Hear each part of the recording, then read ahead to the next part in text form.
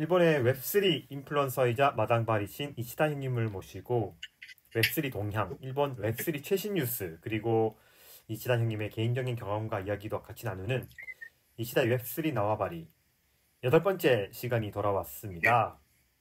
자, 이시다 형님 안녕하십니까? 네, 안녕하세요. 잘 부탁합니다. 네, 잘 부탁드리겠습니다. 자, 일주일 어떻게 보내셨나요? 메이저리그를 보면서 세탁도 하고. 세탁도 하고, 좀 이번 주는 조금 한가하셨나봐요. 그동안 너무 바쁘셔가지고 네, 몸도 안 좋으셨는데 네, 저도 이번 주는 메이저리그를 많이 봤습니다. 네, 네, 너무 잘하더라고요. 네, 샌디에고는 한국 선수도 있어서 한국 선수도 같이 봤으면 좋았을 것 같은데 지금 부상 때문에 빠져 있어가지고 참 안타까웠습니다. 하지만 네, 일본 선수들 보는 것도 재밌더라고요. 네. 너무 잘해요, 진짜. 그래서 오늘 한번 또 이야기를 나눠보려고 하는데요. 자, 우선 첫 번째 뉴스를 제가 또 가지고 오겠습니다. 잠시만 기다려 주십시오. 자, 오늘 가지고 온 첫 번째 뉴스는요. 방금 올려드렸는데 그 예전에도 몇 주 전에 한번 그 뉴스를 말씀드린 것 같아요. 우리 폰타라는 포인트 카드가 웹3에 진출한다는 소식을 전해드린 것 같은데 또 이번에는 또 조금 더 진화한 버전을 가지고 왔습니다. 그 au 일본 캐리어 이제 3대 통신사 중에 하나죠. au에서 스마트 패스라는 유료 서비스가 있는데 그게 폰타 패스로 리뉴얼이 된다는 소식이었습니다. 이 폰타 패스는 이 쿠폰 발행 시스템인데 이걸 이제 NFT 기술로 도입한다고 그러고요. 이 단순한 쿠폰을 할인 수단이 아닌 디지털 유틸리티로 보는 시도라고 뉴스에서는 전해지고 있고요.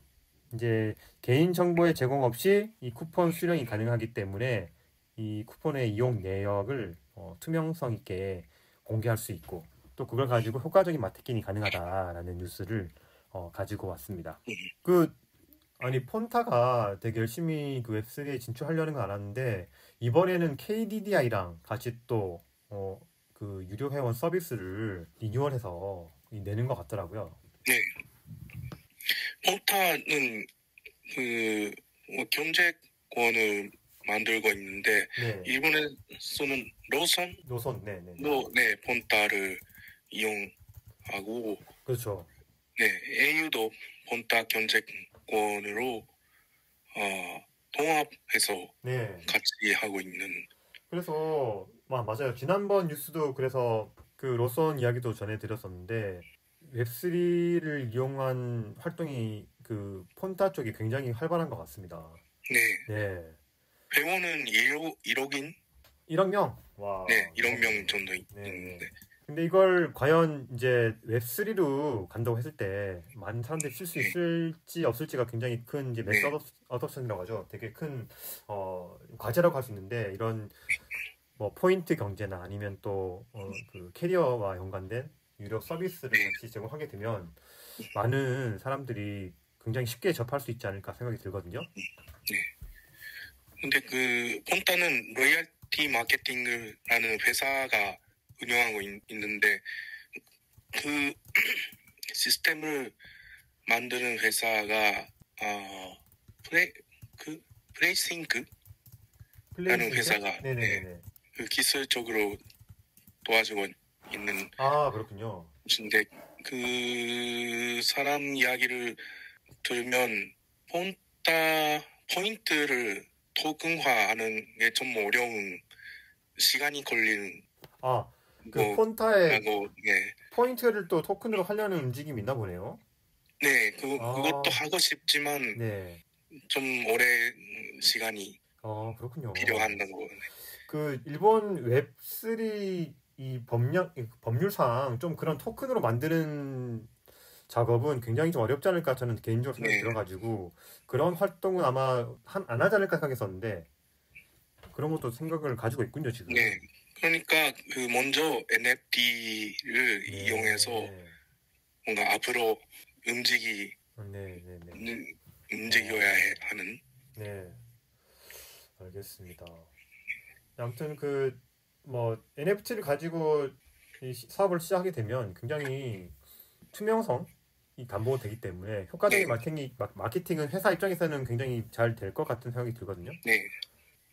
근데 지금 폰타파스의 투명성을 의심하는 사람이 없는 것 같지만 그래도 그렇게 내부적으로 기술적으로 바꾸는 게 중요하다고 생각하고 있습니다. 당연히 지금은 그렇게 큰 수요가 없기 때문에 그럴 수 있지만 이게 점점 더 활용폭이 늘어나고 또 지난주에도 했었던 그 화이트 스콜피온 같은 그런 뭐 아이돌이나 아니면 그런 투명성이 필요한 사업으로 진출하게 되면 또 금방 접목할 수 있기 때문에 지금부터 이렇게 조금씩 작업을 해놓는 거는 정말 괜찮은 시도인 것 같습니다. 제가 보기엔. 네네. 자, 이렇게 한번 폰타가 새로운 또 영역을 넓혀가고 있다는 소식을 첫 번째 뉴스로 가지고 왔었고요. 이 두 번째 뉴스는 이것도 지난번에 한번 얘기를 했었던 에토스가 그 해슈 팔레트를 인수한다라는 뉴스에 대한 이 인터뷰를 제가 또 정리해서 가지고 왔거든요. 네네네. 지난번에 이치다님께서도 말씀을 해주셨지만 해슈 팔레트는 2025년에 오사카 익스포에 공식 월렛을 제공하는 회사이기도 하고 또 일본의 그 제 1호 IEO를 했더라고요. 팔레트 토큰 PLT. 네네. 그래서 굉장히 일본에서는 지명도가 있는 큰 회사인데 이 회사가 또 에토스의 회사를 매각한다라고 해서 큰 화제가 있었는데 여기에 대한 배경을 이 해쉬 팔레트의 요시다 CEO가 인터뷰를 했습니다. 배경을 크게 세 가지로 인터뷰를 했었는데 먼저 기술의 차별화 그리고 TVL의 규모 그리고 사용자 규모 등 이 세 가지 항목에서 우위를 확보하기가 어려웠다라는 그런 인터뷰였고 이 기술적 차별화에 대해서는 이 앱토스와 같이 수억 달러 이상의 그 자금 조달이 아무래도 일본 국내 시장은 좀 어려운 면이 있기 때문에 그런 것과 같은 수준의 기술 투자가 곤란했다라는 게 첫 번째 배경이었고 이 두 번째로 이 TV의 규모 같은 경우에 일본에서는 이제 법적인 쟁점으로 인해서 그 디파이 서비스가 굉장히 그 제공하기 어려운 측면인데 그런 또 측면이 있다 보니 이 신규 유입을 부르지 못한 측면도 있었다라는 그래서 굉장히 그런 부분에 대해서 좀 많은 한계를 느꼈던 것 같더라고요. 그리고 이 요시다 CEO가 이 체인 출범 당시 2021년이나 2021년 당시에 생각했던 그 특정 지역을 축으로 하는 체인이 성공할 거다라는 그런 생각이 있었는데 그런 게 좀 지금은 불확실해졌다라는 그런 또 배경을 가지고 왔었습니다. 그러니까 뭐 일본이나 뭐 한국이나 이런 데서 좀 지역적으로 쓰일 수 있는 체인이 통용이 될 거다라는 생각이 있었는데 이런 게 굉장히 어려워졌다라는 인터뷰였고요. 또 저는 이번에 인터뷰 뉴스를 보고 굉장히 놀랐던 게 이 요시다 CEO가 그 핀시아와 클레이튼을 굉장히 벤치마킹을 하고 있었대요. 그래서 이번에 핀시아와 클레이튼 합병 소식도 전해졌고 또 카이아라는 그 리브랜딩과 이 거점을 UAE로 이동했다는 건 굉장히 그 자신에게는 충격이었다라는 소식도 같이 이 인터뷰를 통해서 전해줬거든요. 네, 그래서 이 현재 일본 제도 안에서는 이 체인 관용 조직의 완전 통합은 굉장히 큰 과제가 있지만 하지만 일본 기업이 이 글로벌로 진출해서 글로벌에서 경쟁하는 그런 신과 또 해외 유력 기업이 일본에서 또 비즈니스를 전개하는 측면에서는 이런 통합과 인수 또 매각과 이런 작업이 좀 실현이 가능해져야 좀 그런 것도 많이 발전할 수 있다라는 말을 끝으로 인터뷰를 마감했었습니다. 제가 이 기사 안에서는 가장 주목하고 있는 부분은 따로 있는데 이것은 일본어로 하면 일본어로 말씀해 주십시오. 네.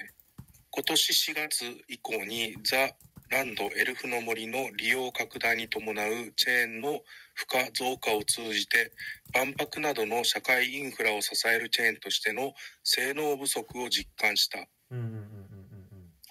というところですね。これはなんか잠시만요. 이거 4월 이후에 그 랜드에 대한 무슨 그 판매가 있었던 모양이더라고요. 그래서 거기에 대해서 좀 기술적인 측면이 많이 어려웠다라는 그런 이제 인터뷰가 있었죠. 네. 네네네네. 근데 그 성능 부족, 성능 부족. 느꼈다라는 네.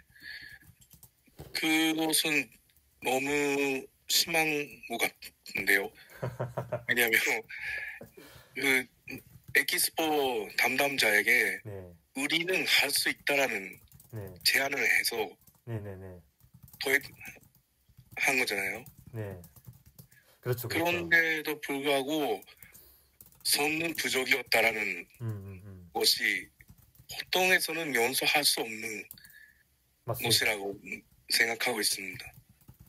근데 이게 뭐 어떤 성능 부족이었는지는 그 인터뷰에서는 확실하게 나오지 않았기 때문에 뭐 어떻게 말할 수가 없지만 그 생각을 해보면 그렇네요. 그 2025년 엑스포라는 큰 국제적인 행사를 앞두고 네, 2천만 명, 3천만 명가 쓰는 체인으로서는 성능 부족이다. 그렇게 말하잖아요.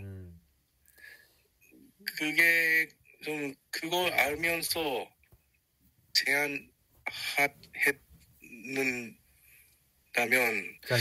네. 한 거라면 네네네. 하기야 그것도 그렇고 또 그 지금 이시다 형님 말씀을 듣고 제가 또 방금 떠오르는 생각은 그런 이미 앱토스와의 그런 물밑 작업이 있었기 때문에 자신 있게 또 제안을 할 수 있었지 않았을까라는 한번 그 생각도 해보거든요 지금. 네. 그걸 해결해서 한 것도 이해하지만 그게 뭐 먼저 그거 부족한다는 것을 이해하면서 제안을 혹시 한다면 했었다면 좀 문제가 있을까라고 생각하고 있습니다. 하지만 그 또 반대로 생각해서 그런 이슈가 있음에도 불구하고 그런 제안을 또 받아들인 이 엑스포 측 엑스포 준비위원회라고 할 수 있을까요? 뭐 그런 데서도 이제 받아들였으니까 이미 이 성사가 된 거 아니겠습니까? 계약이? 그런 걸 확실하게 측정할 수 있었던 능력이 있었냐라는 또 그런 것도 한번 문제 제기를 해볼 수 있을 것 같아요. 네. 하지만 뭐 어떻게 보면은 반대로 보면은 이제 2025년 얼마 남지 않았는데 그런 걸 확실히 또 준비할 수 있는 그런 뭐 자금적인 측면이나 기술적인 측면이 보강되지 않을까요? 네. 오히려 일이 터지고 막 나중에 막 국제적인 뉴스가 되기 전에 이렇게 뭐 봉합되는 것도 하나의 뭐 좋은 사례가 되지도 않을까 생각도 들고. 네, 요시다さん도 몇 번 얘기를 한 것도 있고 해본 적이 있으시군요. 네, 아는 사람이지만 뭔가 그게 그 성능 부족을 인식해서 뭐 더 좋은 방법으로 바꾸는 것 자체는 좋은 거라고 생각하고 있습니다. 그런데 알면서 그 제안을 우선한 것이 좀 부족하지 않았나라는 생기가 그렇네요. 저는 이때까지 이제 저번에도 설명이 있었지만 그런 엑스포에서도 인정한 이 원래 제공 회사니까 굉장히 기술적인 측면은 문제가 없었겠구나 생각했었는데 인터뷰 보니까 또 그런 게 있어가지고 이 진짜 실제로 이 뭐 커뮤니티 홀더들이나 아니면은 이 서비스를 이용하려고 했던 사람들은 과연 어떻게 생각하고 있는지 굉장히 궁금했었는데 한번 그런 것도 기회가 되면은 한번 알아보는 것도 좋을 것 같다는 생각이 들었습니다. 네. 저 인터뷰 여기 지금 제가 트윗에 올린 내용에는 없지만 이 지금 회사 그러니까 체인의 통합이 아직 확실하게 매듭이 지어진 건 아니고 일단 이 운영 측면에서의 회사법에 의한 인수인계는 지금 이루어지고 있는데 이 토큰을 어떻게 통합할 건지는 아직 확실하게 정해지지 않은 면도 있는 것 같더라고요. 또 거기에 대해서 홀더들이 굉장히 반발이 많은 것 같은 그런 또 뉘앙스의 인터뷰도 있었습니다. 근데 그런 게 또 발표한 날 이전 7일 정도 평균 가격을 기준으로 압도수로 그런 소식 안내는 한 것 같은데요. 밸리데이터랑은 그 전부터 이제 의논을 했지만 이게 네, 발표가 되면은 또 가격에 영향이 있기 때문에 이 홀더들에게 네, 하는 발표는 조금 그 당일 했던 것 같더라고요. 네, 네, 그래서 그런 게 좀 많이 네, 많이 그 여러 가지로 문제가 많았던 네, 것 네, 같았습니다. 네, 근데 그런 게 다 일본 그 법령에 의해서 미리 할 수밖에 없었다라는 네, 토큰에 대한 이 통합이 이 나중에 될 수밖에 없는 그런 네, 문제가 있었다라고 또 인터뷰에서도 네. 했었거든요. 네, 제가 그래서 당사자 당사자 하면, 아, 어떻게 할까 너무 생각하는 일이었습니다. 네, 아, 그러시군요. 그 한국에서도 비슷한 일이 있었습니다. 잘 아시겠지만 이 네, 핀샤와 카이와의 통합이 있었잖아요. 그래서 네, 그런데 그 경우에는 미리 확정을 하고 알린 게 아니라 1월에 이제 공지를 하고 또 선거를 투표를 통해 가지고 정해진 측면이 있었지만 그 전까지 정해지기 전까지 굉장히 또 많은 말도 많고 뭐 사고도 네, 많고 되게 그랬었는데 또 그런 걸 한번 또 떠올리게 되더라고요. 저 같은 경우에는. 예. 네. 그래서 근데 이런 또 통합되고 뭐 인수되고 뭐 매각하고 이런 거는 또 하나의 이 블록체인이 이제 조금씩 발전한 데서 하나의 또 과정이 되지 않을까 생각이 들거든요. 네, 예. 그래서 뭐 굉장히 부족하기도 하고 뭐 제도적으로 잘 안 되고 있는 측면도 있지만 네, 또 그런 걸 또 잘 헤쳐 나가야 또 웹3가 발전하지 않을까라는 생각을 해보게 됩니다. 네, 네. 자, 그럼 세 번째 뉴스를 또 가지고 오겠습니다. 세 번째 뉴스는요. 잠시만요. 네, 가지고 왔습니다. 네. JR 서일본 그룹이 이 철도 육성 게임이 있대요. 소다테츠라는 게임에서 이더리움 기반 NFT 마켓을 개설했다는 뉴스를 가지고 왔습니다. 이 소다테츠라는 게임은 기차를 모으고 또 키워서 철도 콘테스트에 도전하는 게임이라고 하는데 이 이제 플레이어는 이 게임 내에 철도의 차량을 NFT로 출품할 수도 있고 또 구입할 수도 있고 그런 이제 마켓을 이번에 오픈한다는 소식이었고요. 그래서 이 게임에서는 200종류 이상의 실제 차량들이 등장도 하고 또 뭐 그걸 합성할 수도 있대요. 철도 이게 그 차량끼리 그래서 합성을 하면 새로운 열차도 하고 하는 그런 게임이라고 합니다. 이 일본에는 워낙 또 철도 매니아가 많지 않습니까? 그래서 네. 굉장히 좋아하시는 분들도 좋아할 수 있겠다라는 생각이 들었거든요. 근데 이 NFT 프로젝트는 네. 너무 올드 스타일이었어요. 예. 올드 스타일이라는 어떤 말씀이시죠? 올드 스타일이라면 네. 그 먼저 메타마스크를 OS를 다운로드해서 네. 거래소에서 이 ETH를 사서 와, 이더 예치까지 해가지고 그렇게 해서 NFT를 네. 사는 그런 방법이지만 근데 그 올드 스타일이 오히려 좋은 방법이 아닐까라고 생각하고 있습니다. 오히려 좋은 방법이라고요? 네. 어떻게 그렇게 근데 생각하죠? 네. 왜냐하면 그 아이템을 얻은 게 어려울 수 있습니까? 難しければ難しいほど 어려우면 어려울수록. 네. 네. 어려우면 어려울수록 그 아이템을 가지고 싶다라는 네. 포모 온다고 하죠, 흔히. 네. 그래서 그 판매하는 게 목적이 아니라 뭔가 깊게 커뮤니케이션, 브랜딩 하는 게 목적이라면 그건 올드 스타일, 웹3 적은 판매 방법도 오히려 좋은 방법이 아닐까라고 이걸 보면 생각하고 있습니다. 근데 좀 어려운 것 같아요. 네.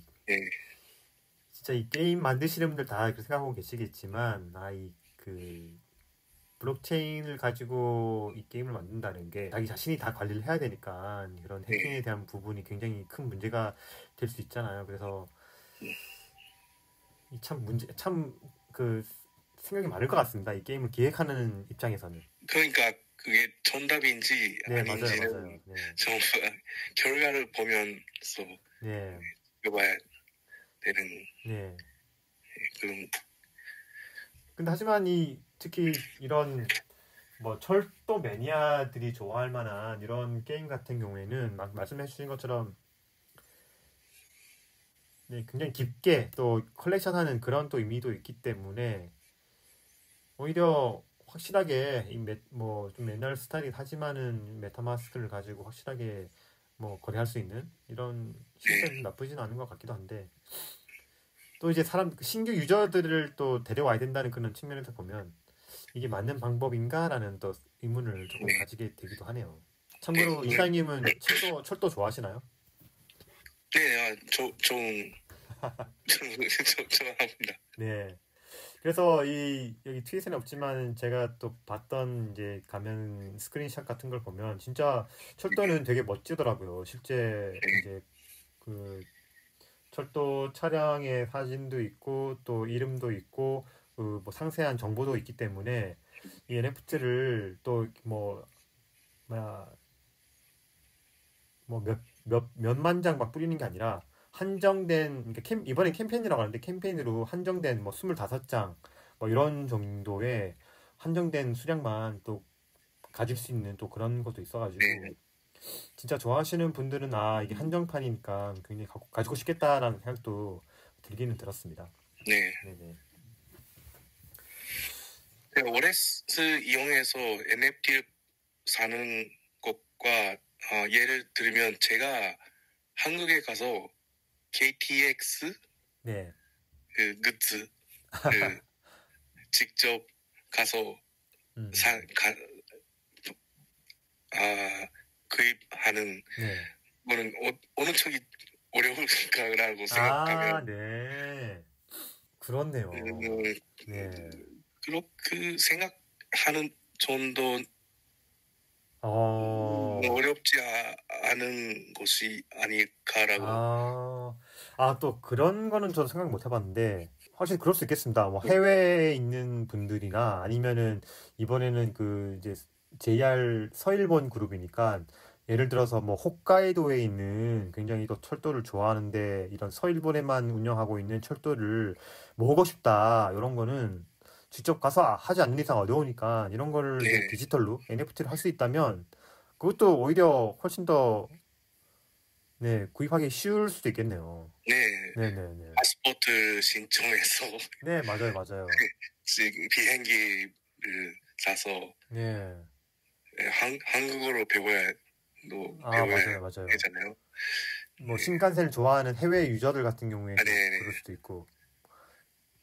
그렇겠네요. 그 옛날에 지금도 있는지 모르겠지만 그 NBA 탑샷이라는 서비스 있지 않습니까? 네, 그런 것도 NBA 좋아하는 모든 이제 전 세계 팬들이 이 한정된 이 역사에 남겨진 막 신을 구입하기 위해서 막 경매하고 이런 뉴스를 보면서 참 NBA 좋아하시는 분들은 참 좋겠다라는 걸 했었는데 그런 거랑 비슷한 느낌인 것 같습니다. 제가 얘기를 들어보니까. NBA는 전 세계 10억 명 정도 팬이 있다는 사실 아마 어딘가에서 들었어요. 10억 명이나 있어요? 하기야 뭐 특히 90년대 이럴 때 마이클 조던이 있을 때는 엄청나게 팬이 많았었죠. 네. 뭐 그 당시에 또 유명했던 뭐 자기들이 우상 같은 존재의 이 신을 하나 가질 수 있다. 그 하나밖에 없는 인증된이라고 한다면 또 그런 또 나름대로의 가치가 있으니까. 네. 지금 6억 5천만 명 팬을 가지고 있다는. 그래서 이런 이제 뭐 철도 육성 게임이라고 하지만 JR 그룹에서 운영하는 게임이다 보니까 이것도 하나의 인증이 된 NFT를 뭐 가질 수 있다 이런 측면에서는 네, 또 신칸센이나 뭐 그 철도를 좋아하는 팬들이 굉장히 네, 좋아할 것 같은 그런 뉴스였습니다. 네. 근데 한국은 왜 이런 뉴스가 안 들리는지 모르겠어요. 일본은 이런 굉장히 뭐라고 해야 되죠? 이 틈새 시장이라고 해야 되나요? 굉장히 뭔가 하나의 하나를 전문적으로 좋아하시는 그런 매니아 같은 분들이 많잖아요. 네. 그래서 이런 그 시장도 많이 생기는 것 같은데 한국은 이런 뉴스가 잘 안 들리거든요. 왠지 네, 칼자 차이? 컬처 차이라고 볼 수도 있겠죠. 네, 네. 그래서 참 그런 거는 한국이랑 일본이랑 좀 많이 틀린 것 같다는 네, 그런 생각을 좀 해봤습니다. 네. 자, 오늘의 마지막 뉴스를 전해드리겠습니다. 잠시만 기다려주십시오. 방금 제가 올려드렸는데요. 이번에는 일본 뉴스가 아니라 미국 뉴스를 좀 가지고 왔었습니다. 그 소의 정보를 추적할 수 있는 캐틀프루프라는 회사가 있는데 미국 농무부에서 공식 인증을 획득했다는 뉴스를 가지고 왔습니다. 네, 이 캐틀프루프는 블록체인으로 가축의 아이디를 부여하는 그런 이제 사업을 하는 기업이라고 하고요. 미 농무부로부터 프로세스 검증 프로그램으로 공식 인증을 받았다라는 뉴스였고 이게 그 블록체인 프로젝트로는 첫 번째 인증이라고 했습니다. 그리고 캐틀 프루프는 새의 출생부터 사망까지 소와 관련된 모든 데이터를 블록체인에 저장을 한다 그러고 그걸 통해서 이 소비자가 안심하고 소비할 수 있는 그 정보의 투명성을 제공할 수 있고 생산자에게는 그런 이제 부가가치를 창출할 수 있는 그런 수단이 될 수 있다라는 그런 뉴스를 제가 가지고 왔습니다. 미국 쪽도 이런 이제 움직임이 있더라고요. 네, 블록체인을 이용한 사업이 이제 하나씩 이제 인증을 받아가지고 확대될 수 있는. 네, 그 증명서 같은 이용 방법은 네, 너무 효율적이라고 생각하고 있습니다. 네, 네, 네. 왜냐하면 특히 퍼블릭 체인이라면 증명서인 NFT를 한번 민트? 어떤 민트, 예, 민트, 네네. 민트는 민트, 네.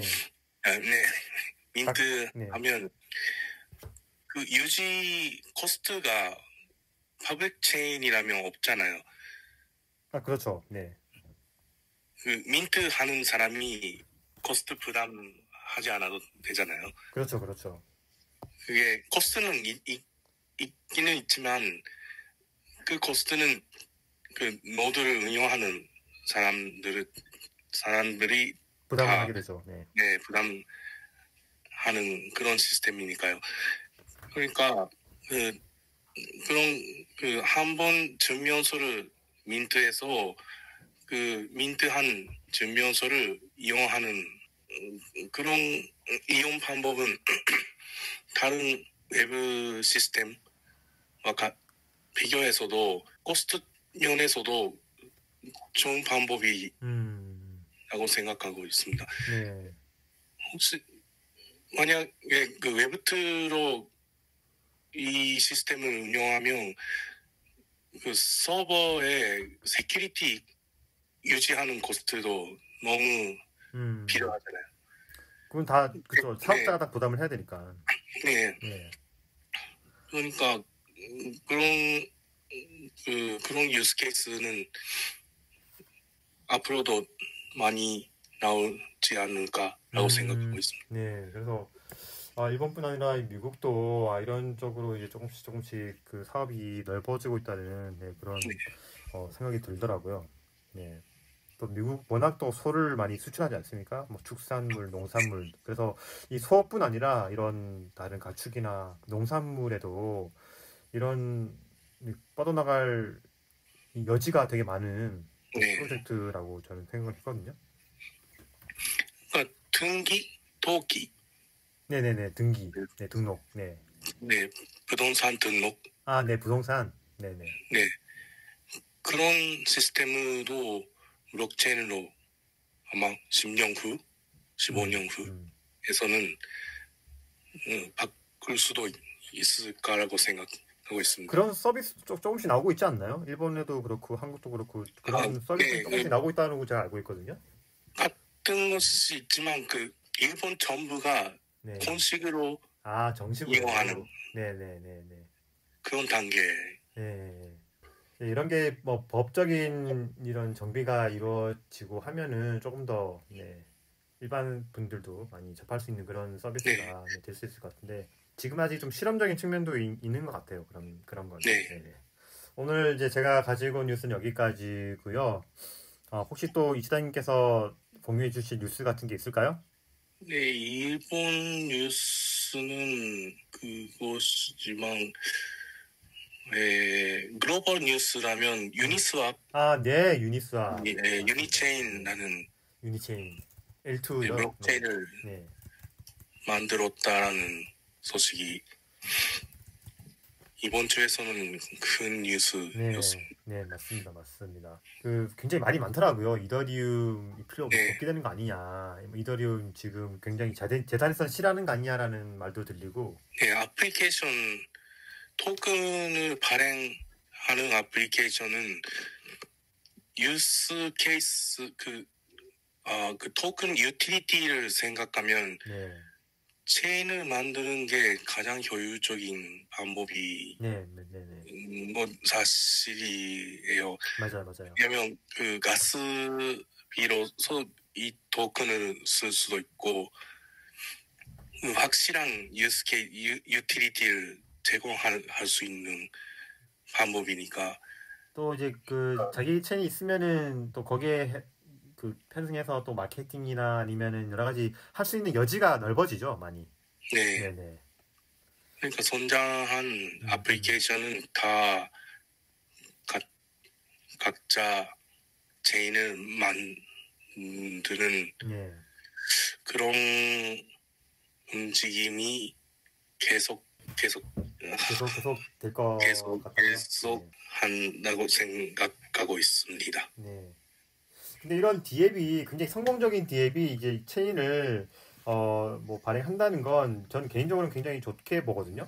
그러니까 네, 진짜 아무 이런 무슨 유틸리티나 기능도 없는데 그냥 억지로 막 체인을 만들어서 확장을 하려고 하는 그런 프로젝트보다 오히려 이때까지 이제 해왔던 게 있으니까 그걸 가지고 이제 자기의 체인을 발행한다, 네, 채용한다 이런 움직임은 저는 개인적으로는 예, 굉장히 해볼 만하다는 생각이 들거든요. 네, 네. 일본도 이런 쪽으로 이제 확실하게 디앱이 나오면서 또 자기들을 체인도 발행하고 하는 그런 프로젝트가 하나씩 나왔으면 하는 또 생각을 해봅니다.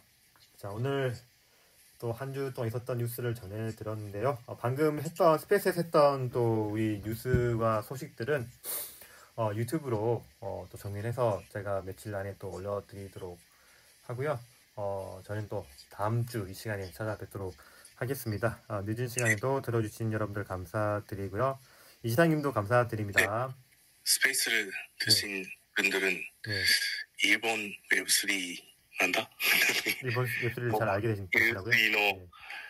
ちょっと他の人より知っている人になる 아, と思いま 그쵸. す。 다들 웹3에 관심이 많으신 분들의 생각이 들고요. 또 일본 웹3도 많이 알아가시면 좋을 것 같네요. 네. 네. 한 들어주셔서 감사합니다. 네. 감사합니다. 시장님. 감사합니다. 들어가십시오. 네.